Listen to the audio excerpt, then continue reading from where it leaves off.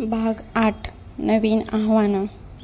दोघांच्या पुन्हा भेटीने आशेचा किरण फडकला, परंतु आता परिस्थिती आणखी गुंतागुंतीची झाली होती. कुटुंबाचे विरोध आणि समाजाच्या कठोर नियमांनी त्यांच्यावर नवीन आव्हान आणली होती. दोघेही जाणीव करून घेत होते की प्रेम जपण्यासाठी फक्त भावनाच पुरेसा आधार पुरेसा नाही, योग्य नियोजन आणि धैर्याचीही गरज आहे. नवीन रणनीती. एका शांत संध्याकाळी, जेव्हा त्या जुन्या कॉफी शॉपच्या मंद प्रकाशात दोघे बसून त्यांच्या भविष्यासाठी विचार करत होते, तेव्हा तो हळूहळू म्हणाला, आपण या अडचणींचा सामना करू शकतो, पण त्यासाठी आपल्याला एक नवीन रणनीती आखावी लागेल. कुटुंबाच्या अपेक्षा, समाजाच्या बंधनांना आपण कसं मोडू शकतो? तिने मनातल्या मनात गुंतागुंतीच्या विचारांच्या शब्दात उतरत उत्तर दिलं. माझं मन तुझ्यासोबत आहे, परंतु आपल्याला एकमेकांना पूर्णपणे साथ देणं आवश्यक आहे. कदाचित आपली स्वतःची दुनिया तयार करणं आपलं भविष्य असू शकतं. नवे स्वप्न, नवीन वाट. दोघांनी ठामपणे निर्णय घेतला.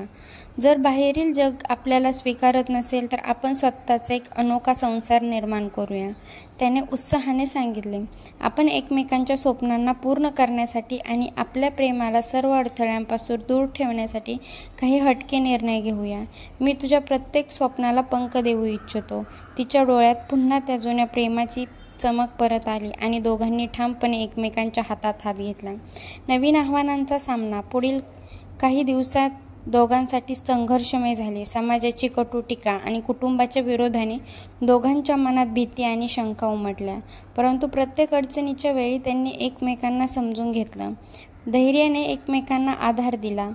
त्या संघर्षातून दोघांच्या मनात एक नवीन विश्वास पसरला.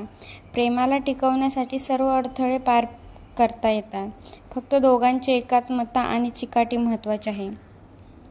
उजळणाऱ्या भविष्याची आशा.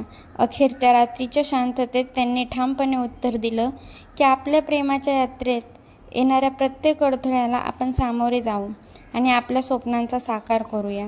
त्या वादळी पावसाच्या थेंबामध्ये आणि सावल्या पडलेल्या गल्लीच्या उजेडात त्यांच्या मनात नव्या स्वप्नांची झलक दिसू लागली. एक असा संसार जिथे प्रेम, स्वातंत्र्याने एकमेकांवरील विश्वास असेल.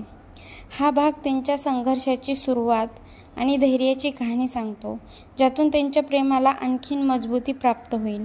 पुढील भागात या आव्हानांचा त्यांनी कसा सामना करायचा आणि प्रेमाच्या यात्रेला कोणता नवीन वळण मिळेल हे उलगडून दाखवण्याचा प्रयत्न असेल.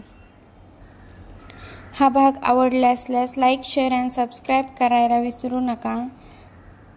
थँक्यू.